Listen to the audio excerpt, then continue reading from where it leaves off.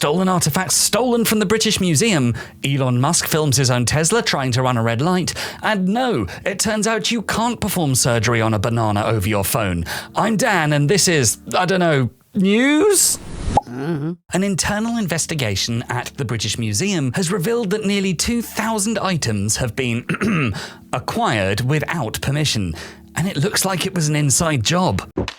According to both The Times and The Telegraph, Peter Higgs, a senior curator at the British Museum, has allegedly been squirreling away bits and bobs he figured nobody will notice for at least the last 7 years. And he's been putting them up on global car boot sale platform eBay, where the priceless pieces have been going for fractions of pennies on the dollar. Well, pennies on the pound. I mean, this is Britain.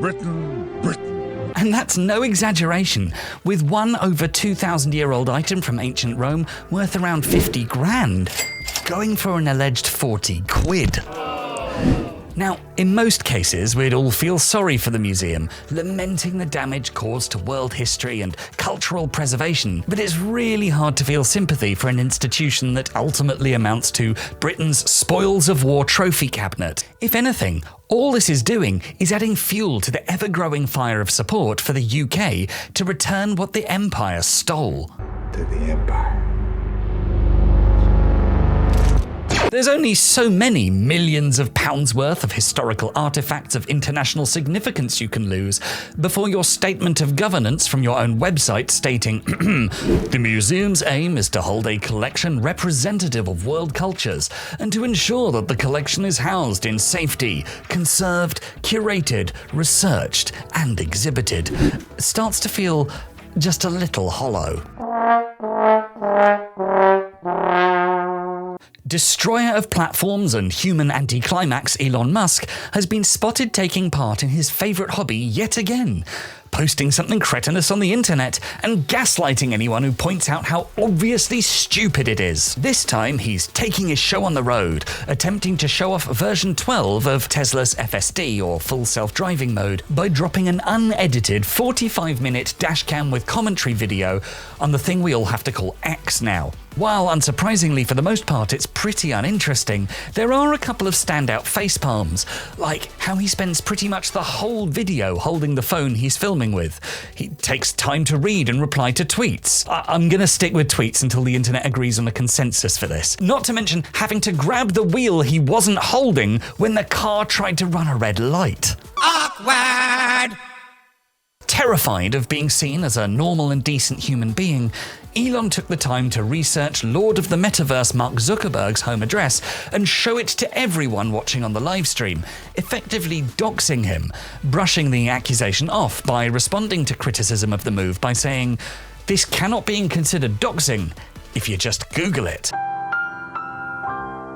Effectively saying it only counts as doxing if you personally found it difficult to do. The weird thing I don't get is that it seems in his genuine estimation, this was a positive marketing move. You see, in his mind, everything is a game of 4D chess, even when it's clear to everyone else that it's noughts and crosses. Because it turns out, this isn't just some random 45-minute self-righteous pseudo-tantrum. No, because this livestream PR movie for Tesla's autopilot just so happened, by complete and total coincidence, to take place the day after Reuters released a report that the US National Highway Traffic Safety Administration has been beavering away for the last 2 years investigating no less than a dozen serious traffic incidents where a Tesla on autopilot was involved. The upshot being that the results of this report will define whether or not the poster child for electric vehicles will have to disable its biggest selling point.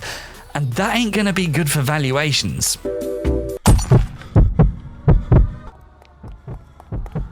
Which means, in summary, Elon Musk does cringeworthy social media post to manipulate Tesla stock prices. Or to put it another way, just another average Tuesday. Jog on. Finally, in this week's roundup, remember a while ago seeing this TikTok of a surgeon stitching a banana remotely over 5G? Well, guess what? You didn't. Well, kind of. Despite being posted, reposted, written about, and generally paraded around all of social media over the past year or two, what we're seeing here isn't quite what we were led to believe. It's finally come out thanks to some relentless digging by Nilay Patel, editor-in-chief of The Verge, and by the transitive property, I guess, this channel. Plagiarism is when you use someone else's words or ideas without crediting the source and pass it as your own. The source video wasn't actually performed in London while being carried out in New York, and was in fact the work of one Dr. Caius Rona, a weight loss and robotic surgeon performing the movements in his LA surgery, being recreated by robots based in, drumroll please, his LA surgery. What we're actually seeing is a doctor practicing his robot surgery skills during the early stage of lockdown, when the nearest he could get to touching another human being was remotely fondling a banana. What's this? No! What is it? Please! Come on, what is it? It's a Hilarious story of the news cycle and the need for buzzworthy content getting out of hand.